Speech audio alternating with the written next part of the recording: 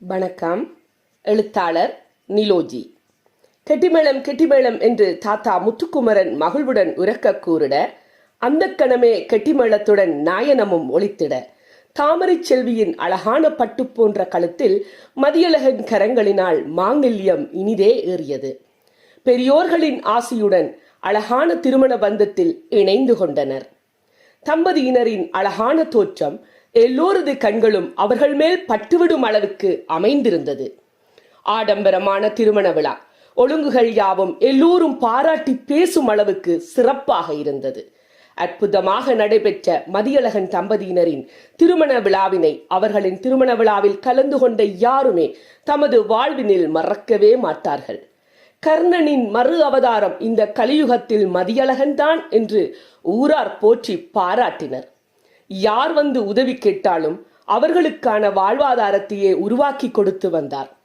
எல்லோரது ஆசிகளாலும் இறை அருளினாலும் திருமணமான முதல் வருடத்திலேயே அழகான ஆண் குழந்தை ஒன்றை பெற்றெடுத்து கபிலன் என்ற பெயரினை சூட்டி மகிழ்ந்தனர்.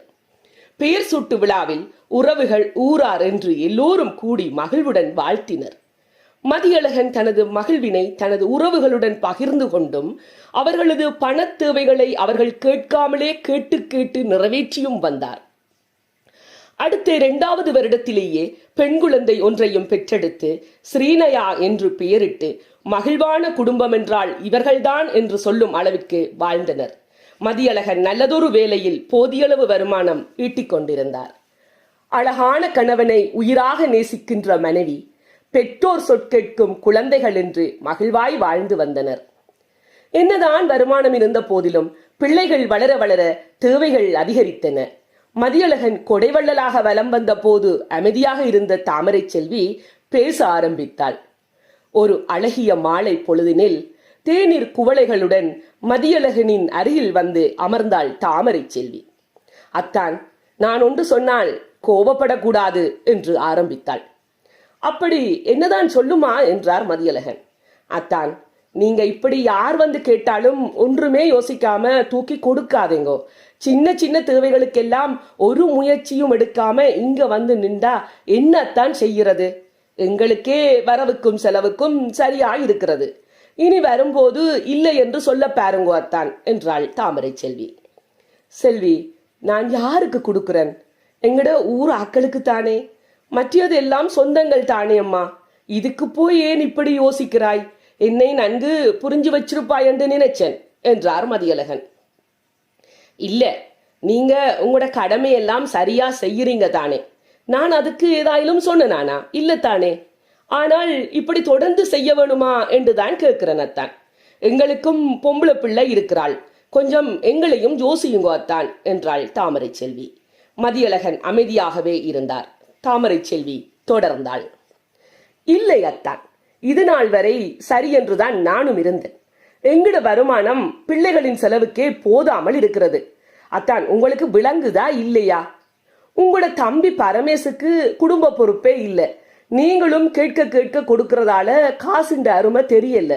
உங்களோட தங்கச்சி தூரிகாவுக்கும் 26 வயது ஆகிறது. திருமணத்துக்கு நீங்க தானே செலவுகளை ஏற்றி செய்ய வேணும். இதுக்குள்ள தம்பி சுனந்தனோட படிப்பு செலவு வேறு இருக்கிறது. எனக்கு தெரியல அத்தான், நீங்க குடும்பத்தின் மூத்த மகன் என்றதால செய்யத்தான் வேணும். ஆனாலும் என்று நிறுத்தினாள் தாமரை செல்வி. இது நாள் வரையில் அமைதியாக இருந்த செல்வியா இது என்று தோன்றியது மதியழகனுக்கு. தாமரை செல்வி மேலிருந்த நல்ல எண்ணம் அந்த கணமே மாறிப்போனது. இவளும் எல்லோரை போலதான் சுயநலவாதியாக இருக்கிறாள் என மனதுக்குள் நினைத்து கொண்டவர், என்ன ஆனால் என்று நிறுத்திவிட்டாய், சொல்லு செல்வி என்று கேட்டார். உங்கள் தம்பியும் கொஞ்சமாவது பொறுப்பெடுக்கலாம் தானே. நீங்க மட்டும்தான் குடும்பத்துக்கும் ஊருக்கும் சேர்த்து உழைக்கிறீங்களா என்ன என்றாள் தாமரை செல்வி. பதிலுக்கு மதியழகன், தர்மம் தலைகாக்கும் என்றார். காக்கும் காக்கும் அத்தான், எங்களுக்கு தேவை என்று கேட்டு பாருங்கள், ஒரு தரம் தரமாட்டினான் என்று தாமரை செல்வி கூறி முடிப்பதற்குள் அவளை இடைமறித்த மதியழகன், நாம் ஏன் அவர்களிடம் போய் கேட்க வேண்டும்? அவைகளே இல்லாதபடியாத்தானே எங்கள்கிட்ட கை நீட்டி வாங்கினோம். சும்மா போ, நீயும் எல்லாரையும் போல சுயநலமாகத்தான் யோசிக்கிறாய். உங்களுக்கு நான் இருக்கிறேன் தானே, நான் என்ன செத்தா போட்டேன்? போய் வேற வேலை இருந்தா போய் பார் என்று கூறி அந்த பேச்சுக்கு முற்றுப்புள்ளி வைத்தார் மதியழகன். சரி சரி, நான் சொன்னா கேட்கவா போறீங்க? உங்களோட உழைப்பு, உங்களோட காசு, உங்களோட விருப்பம், ஏதோ இந்த மனசுல பட்டத சொன்ன நான், அவ்வளவுதான் என்று கூறியவளின் முகத்தில் கவலையின் ரேகைகள் ஓடிக்கொண்டிருந்தன. அங்கிருந்த வெற்று குவளைகளை எடுத்துக்கொண்டவள் மதியழகனின் மேலதிக விளக்கத்துக்கு காது கொடுக்காமல் அப்படியே கோபப்படும் அளவுக்கு நான் தவறாக பேசிவிட்டேனா என்ன என்று சிந்தித்துக் கொண்டே அட்டில் அறையை நோக்கி நடந்தாள். அன்று முதல் இருவருக்கிடையான உரையாடல்கள் குறைந்து போயின. தேவைகள் கருதி மட்டும் பேச்சுக்கள் அமைந்தன. சில நாட்கள் வாரங்களாகி, வாரங்கள் மாதங்களாகினவே தவிர இருவருக்கிடையிலும் உருவான அந்த இடைவெளியோ மனச்சங்கடமோ குறைந்த பாடில்லை. ஆனாலும் அன்பழகன் உதவி செய்வதை மட்டும் நிறுத்தவில்லை. தாமரை செல்வியின் முன் வீம்புக்காகவே முன்னரை விட அதிகமாகவே தான தர்மங்களை தொடர்ந்து செய்து வந்தார். கொடுத்தார்க்கு குறைவில்லை, இறைத்த கிணறுதான் ஊறும் போன்ற பழமொழிகளை கூறி தடை கூறுபவர்களின் வாய்களையும் அடைத்தும் வந்தார். அன்றொரு நாள் மதியழகன் வளமை போலவே நேரத்துடனே வேலைக்கு சென்ற பின் பிள்ளைகள் இருவரையும் பாடசாலைக்கு அனுப்பி வைத்துவிட்டு அன்றாட வேலைகளில் மூழ்கி போயிருந்தாள் தாமரை செல்வி. நேரமோ மதியத்தை நெருங்கிட வேலைகளை ஓரளவு முடித்துக் கொண்டவள் கொஞ்ச நேரம் சாய்விருக்கையில் அமரலாமே என வந்து அமர்ந்தாள். வாசலிலே யாரோ மிதியுந்தின் மணியை ஓயாமல் அடித்தனர். தபாட்காரர் வந்திருப்பாரோ என நினைத்த தாமரை செல்வி வெளியே போய் எட்டி பார்த்தாள். யாரோ ஒருவர் வெளியே நின்றார். அம்மா, இது அழகன் தம்பியின் வீடுதானே என்று கேட்டார் வந்திருந்த பெரியவர். யாரோ உதவி கேட்க வந்திருக்கிறார் என எண்ணிய தாமரை செல்வியோ வந்தவரிடம், ஓம் இதுதான், உள்ள வாங்கோ, என்ன விடயமா வந்த நீங்க, அவர் வீட்டிலே இல்லை என்றாள். வந்தவரோ கொஞ்சம் தயங்கியவராக, அம்மா, நான் அமுதவேலன், அழகன் தம்பி மருத்துவமனையில் இருக்கிறார், அதை சொல்லத்தான் வந்த நான் என்றார். ஏன், என்ன நடந்தது? தேவையில்லாம இப்ப யாருக்காக போய் அங்க நிற்கிறார்? இவர் எப்பவும் இப்படித்தான் அண்ணா, ஊர் வேலைகள் என்றால் முதல் ஆளாக போய் நிற்பார். சரி வாங்கோ அண்ணா, உங்களுக்கு இப்ப என்ன உதவி வேணும் என்று சொல்லுங்கோ, உங்களுக்கு உதவ முடியுமா என்று பார்க்கிறேன் என்றாள் தாமரை செல்வி. தாமரை செல்வி கூறியதை கேட்ட அமுதவேலனின் கண்கள் கலங்கின. அதை கவனித்து தாமரை செல்வி, அழாம சொல்லுங்க அண்ணா என்றாள். அம்மா, கடவுள் எப்பவும் நல்லவங்களைத்தான் அளவச்சு வேடிக்கை பார்க்கிறான் என்றார். ஒரு கணம் என்ன நடந்தது என தெரியாமல் நின்ற தாமரை செல்வி, என்ன நடந்தது என்ன என்று மிகவும் பதட்டத்துடன் கேட்டாள். ஓம் அம்மா, உண்மையிலேயே கடவுளுக்கு கண்ணே இல்லை, கருணையே இல்லை. பந்து விளையாடி கொண்டிருந்த குழந்தையின் பந்து வீதிக்கு வந்ததால பயம் என்றால் என்னவென்று தெரியாத அந்த பாலகனும் பந்தை எடுக்க நடுவீதிக்கே வந்து விட்டான். அந்த நேரம் பார்த்து 2 பேருந்துகள் ஒன்றோடு ஒன்று போட்டி போட்டு ஓடிக்கொண்டு வந்ததை அவதானித்த அழகன் தம்பி அந்த குழந்தையை எப்படியோ காப்பாற்றி விட்டார். ஆனால் என்று எப்படி சொல்வது என தெரியாமல் தவித்து நின்றார் அமுதவேலன். அண்ணா சொல்லுங்க அண்ணா, சொல்லுங்கோ, அவருக்கு என்ன சொல்லுங்க அண்ணா என்று தாமரை செல்வி கேட்க, இல்லையம்மா, அவருக்கு ஒன்றுமில்லை, பயப்படாதீங்கம்மா, அவருக்கு பலமாக அடிபட்டிருக்கு, மதவடி மருத்துவமனையில் இருக்கிறார் என்றார். அதை கேட்டவுடனேயே, இப்ப நான் என்ன செய்வேன், பிள்ளைகள் வேறு வீட்டுக்கு வர நேரம் ஆகியிருக்கிறது என்று கூறி அழுது கொண்டு செய்வதறியாது வாயிலில் நின்ற வேப்ப மரத்தின் கீழேயே அமர்ந்து அழுதாள். கண்களில் இருந்த கண்ணீரோ அவளையும் அறியாமல் ஆராய் பெருக்கெடுத்து ஓடிக்கொண்டிருந்தது. அவளது அழுகுரல் கேட்டு அயல் வீட்டு பெண்ணான அவளது தோழி சஞ்சனா ஓடி வந்தாள். என்ன, ஏன் அழுகிறீங்க என்று கேட்டுக்கொண்டு வந்த சஞ்சனாவுக்கு கூட பதில் கூறிட முடியாதபடி தாமரை செல்வியின் தொண்டை துக்கத்தினால் அடைத்து கொண்டது. அமுதவேலனிடமே என்ன நடந்தது என்பதை கேட்டு அறிந்து கொண்ட சஞ்சனாவோ தனது திறன் பேசியில் தாமரை செல்வியின் தாய் மாமனான இளவரசனுக்கு தகவல் கூறிவிட்டு, செல்வி, முச்சக்கர வண்டிக்கு சொல்லி இருக்கிறேன், நீங்க போய் முதலில் அண்ணாவை பாருங்கோ, நான் பிள்ளைகளை போய் கூட்டிக் கொண்டு வாரன், நீங்க யோசிக்காம போங்கோ என்று கூறிக்கொண்டிருக்கவே வண்டியும் வாசலில் வந்து நின்றது. தாமரை செல்வி அழுது கொண்டே வண்டியில் ஏறி அமர்ந்தாள். மதியழகன் பற்றிய சிந்தனைகள் ஓடிக்கொண்டிருக்க அழுது கொண்டே மருத்துவமனைக்கு சென்றாள். பார்வைக்கான நேரம் முடிந்து போனதால் வாயிற்காப்பாளன் உள்ளே அனுமதிக்கவில்லை. நீண்ட நேர காத்திருப்பின் பின்னர் சிறப்பு அனுமதி பெற்று உள்ளே சென்றனர். மதியழகன் அதிதீவிர சிகிச்சை பிரிவில் அனுமதிக்கப்பட்டிருந்ததால் மருத்துவரை போய் சந்தித்த போது, வணக்கம் அம்மா, உள்ள வாங்கோ என்று கூறி அமரச் செய்தவர், அம்மா, அதிக அளவு ரத்தம் வெளியேறியதால் நீண்ட நேர போராட்டத்துக்கு பிறகுதான் அவரை காப்பாற்ற முடிந்தது.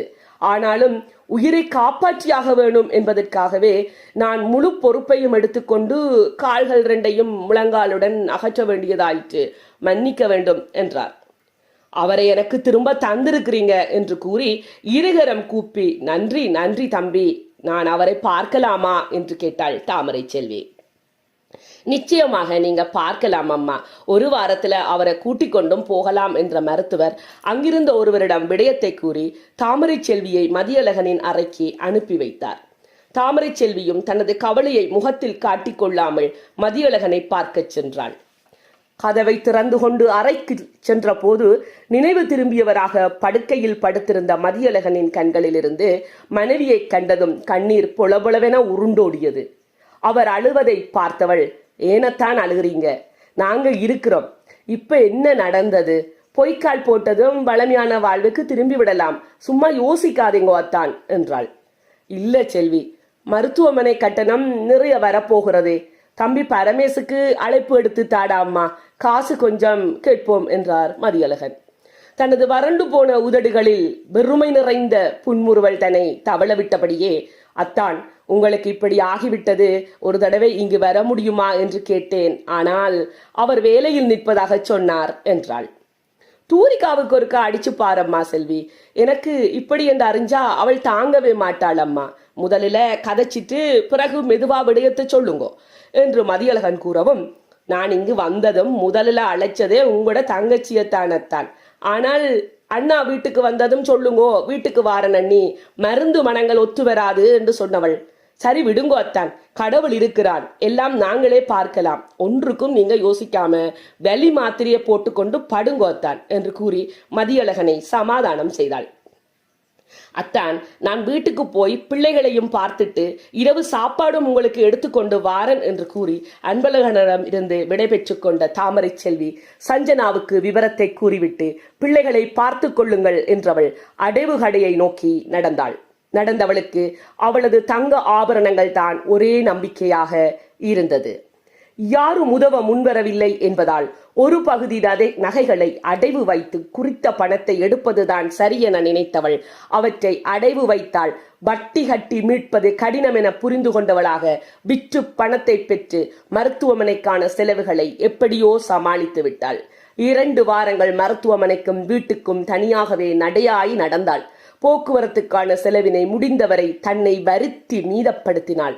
எந்த உறவுகளும் வந்து எட்டிக்கூட பார்க்கவில்லையே என்கிற கவலை மதியழகனின் மனதில் துளிகூட வரக்கூடாது என்று பார்த்து பார்த்து அன்போடு கவனித்துக் கொண்டாள் தாமரை செல்வி. இப்படியான ஒருத்தியை நான் சுயநலமானவள் என்று தவறாக நினைத்து விட்டேனே என மனம் வருந்தினார் மதியழகன். அதுவரை வெளியுலகமே தெரியாமல் வாழ்ந்த தாமரை செல்வி தனக்கென இடையூறு வருகின்ற போது யாருமே கை கொடுக்க மாட்டார்கள் என்பதை நன்கு புரிந்து கொண்டு அவளது வாழ்வில் ஏற்பட்ட துன்பக் கடலில் மூழ்கி விடாமல் நீந்த கற்றுக்கொள்ள ஆரம்பித்தாள். மதியழகன் வீட்டுக்கு வந்த பின்னர் தான் எல்லா உறவுகளும் நட்புகளும் ஒவ்வொரு சாக்கு போக்கு கூறிக்கொண்டு வந்து பார்க்க வேண்டுமே என்று வந்து தமது வருகையை பதிவு செய்து சென்றனர். பிள்ளைகளின் கல்வி எதற்காகவும் நின்றுவிடக்கூடாது என நினைத்தவள் அதுவரையில் தனியார் பள்ளியில் படித்துக் கொண்டிருந்தவர்களை அரசாங்க பள்ளிக்கு மாற்றினாள். ஆரம்பத்தில் மனதுக்கு கடினமாக இருந்தாலும் போக போக பிள்ளைகளும் வீட்டு நிலைமையை புரிந்து கொண்டு முன்னரை விட நன்றாக படிக்க ஆரம்பித்தனர். தீமையிலும் ஒரு நன்மை என்று நினைத்த தாமரை செல்வியின் மனம் சமாதானமானது. காலை உணவு தயாரித்து வீட்டிலிருந்தே விற்பனை செய்ய ஆரம்பித்தாள். உறவுகள் அயலவர்கள் கை கொடுக்க தவறினாலும் அடுத்தடுத்த கிராமங்களில் இருந்து வந்து உணவு வாங்கி செல்ல ஆரம்பித்தனர். அடுத்த 6 மாதங்களுக்குள் வியாபாரம் சூடுபிடிக்க ஆரம்பித்தது. சுவையும் தரமும் சிறப்பாக இருந்ததால் பல சாப்பாட்டு கடைகளில் இருந்து வேலைக்கு அழைத்தனர். ஆனாலும் என் அத்தானை இந்நிலையில் நான் தான் பார்க்க வேண்டும் என்று கூறி தட்டி கழித்து வந்தாள். சில மாதங்கள் உருண்டோடின. சஞ்சனா வேலிக்கு பக்கத்தில் நின்று செல்வி செல்வி என அழைத்தாள். பேசக்கூட நேரமில்லாமல் சமையல் வேலைகளில் மூழ்கியிருந்தவள் வீட்டின் சாளரமூடாகவே, என்னம்மா சஞ்சனா, அவசரமா, அடுப்பில் கொஞ்சம் வேலையாக இருக்கிறேன் என்றாள். ஓம், உங்களோட வீட்டை விற்க போறீங்களாமே, ஏன் செல்வி எனக்கு சொல்லல, யார் யாரோ சொல்லியா எனக்கு தெரிய வர வேணும், நான் கதைக்க கூடாதுன்னு தான் நினைச்சேன் நான், ஆனா பக்கத்து வீட்டை வேறு யாரும் வாங்குறத விட நாங்களே வாங்கினாத்தான் நல்லம் என்று தான் இப்ப கூட உங்களை கூப்பிட்ட நான் என்றாள். என்னது, நாங்க வீடு விற்க போறோமோ? அப்படி என்று யார் சொன்னது என்று கேட்டாள் தாமரை செல்வி. இல்ல, உங்க மாமாவின் மகன் திலீபன் தான், அதுதான் கேட்ட நான் என்றாள் சஞ்சனா. இல்ல சஞ்சனா, அப்படி விற்கிறதண்டா உங்களுக்கு சொல்லுறேன் என்று கூறியவள், வித்து போட்ட என்ன வீதியிலையா போய் நிற்க முடியும் என முணுமுணுத்து கொண்டு, வேலை இருக்கிறது, சாப்பாடு எடுக்க இப்ப வரப்போயினோம், குறை நினைக்காதேங்கோ, நான் பிறகு கதைக்கிறேன் என்று அந்த பேச்சுக்கு முற்றுப்புள்ளி வைத்தாள். என்னம்மா இங்க வாங்கோ, என்னதான் நடக்கிறது? உண்மையாகவே வீட்டை விற்க வேணுமா? நான் என்னதான் செய்ய முடியும்? ஒன்றுக்கும் உதவாதபடி கடவுள் இப்படி என்னை ஆக்கிட்டானே என்று கண்கள் கலங்கினார் மதியழகன். என்ன அத்தான், உங்களுக்கு என்ன விசரை? நீங்கள் தான் என்ற பலம், என்ற நம்பிக்கை எல்லாமே. நீங்க போய் இப்படி சொல்லலாமா என்றாள் தாமரை செல்வி.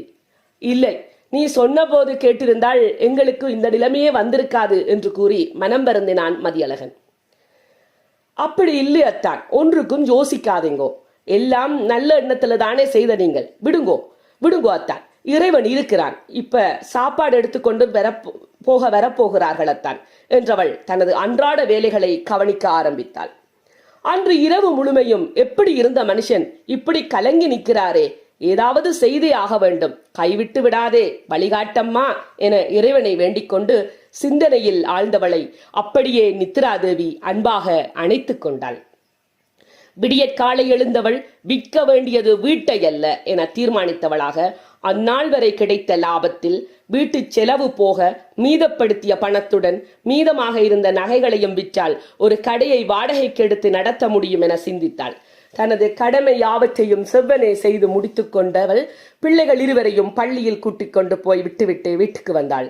வந்ததும் தரகர் ஒருவரை தொலைபேசியில் தொடர்பு கொண்டு விடயத்தை கூறிய போது, தரகரோ கைவசம் 3 கடைகள் இருக்கிறது தங்கச்சி என்றார். உங்களுக்கு நான் வாடகை குறைத்து கதைச்சு தாரன் என்று தரகர் கூறியதும், நன்றி அண்ணா என கூறியவள், எங்கட வீட்டுக்கு பக்கத்தில் உள்ள கடையை பேசி பாருங்கோ, இவரையும் பிள்ளைகளையும் பார்த்து கொள்ள இலகுவாக இருக்கும் அண்ணா என்றாள். இன்றே போய் பார்க்கலாம், காசு பிரச்சனை இல்லை என்றதும், சரி அண்ணா என்றவளின் முகம் மலர்ந்தது. உடனேயே மதியழகனிடம் விடயத்தை கூறி ஆசி பெற்றுக்கொண்டு சென்றாள். அவள் எண்ணம் போலவே கடையும் அமைந்தது. தொடர்ந்து அயராது உழைத்தாள். முதலில் மதியழகனுக்கு சக்கர நாட்காலி வாங்கி கொடுத்து வீட்டுக்குள்ளேயே இருந்தவரை கடையில் காசாளராக அமர்த்தினாள். இவர்களின் வளர்ச்சியை பார்த்து எல்லோரும் வியந்தனர். எங்கே இவர்கள் எங்களிடம் காசு உதவி என்று கேட்டு வந்து விடுவார்களோ என்று அதுவரையில் பாராமுகமாக இருந்த உறவுகள் எல்லாம் மீண்டும் கடைக்கும் வீட்டுக்கும் வரத் தொடங்கினர். 1.5 வருட கால விடாமுயற்சியின் பின்னர் இன்னமும் 2 விடுதிகளுடன் சேர்ந்த உணவகங்களை எடுத்து மதியழகனின் கரங்கள் கொண்டே திறப்பு விழா செய்தாள். தனது மேற்பார்வையில் பணியாளர்களை அனுபவங்கள் தகமைகள் என்கின்ற அடிப்படையில் வேலைக்கு அமர்த்தினாள். பெண் தலைமைத்துவ குடும்பங்களுக்கு முன்னுரிமை கொடுத்து அவர்களை உறவுகளை விட மேலாக மதிப்பு கொடுத்து மரியாதையோடு உள்ளன்போடு கவனித்துக் கொண்டாள் தாமரை செல்வி. மதியழகனுக்கும் பொய்க்கால்களை பொருத்தி அவரையும் ஒரு வழியாக நடக்கச் செய்தாள். மட்டுமல்லாமல் மதியழகனின் தங்கை தூரிகாவிற்கு வரன் பார்த்து அழகாக மன நிறைவுடன் மதியழகனின் தலைமையிலேயே முழு பொறுப்பையும் ஏற்று திருமணமும் செய்து வைத்தாள். ஒரு அதிநவீன பலசரக்கு கடையை முத்துக்குமரன் அங்காடி என்று தாத்தாவின் பெயரில் அமைத்து அதன் திறவுகோலை மதியழகனின் கரங்களினாலேயே பரமேஷுக்கு கொடுக்கவும் செய்தாள். மதியழகனின் தம்பி சுனந்தனின் பெயரில் வங்கியில் வைப்பு செய்து அவனது கல்வியை எந்த இடையூறுமின்றி தொடரச் செய்து மனம் மகிழ்ந்தாள். தாமரை செல்வி பெயரில் மட்டுமல்ல, மனதாலும் அவள் தாமரை இதழ்களைப் போலவே மென்மையானவள்தான். மதியழகன் என்னெல்லாம் செய்ய வேணும் என நினைத்தாரோ அத்தனையும் மதியழகனின் கரங்கள் கொண்டே செய்வித்து எல்லார் மனதிலும் உயர்ந்து நின்றாள் பாரதி கண்ட புதுமை பெண்ணாக. விபத்தினால் வனாந்தரமாகி வறண்டு போன மதியழகனின் வாழ்வில் மழை மேகமாக வலம் வந்து கொண்டிருந்த தாமரை செல்வியை அழைத்து அவளது கரங்களை பற்றி பிடித்த மதியழகன், மழை மேகமடி நீ எனக்கு என்று கூறி அவளது கரங்களில் முத்தமிட்டார். சுபம். நன்றி.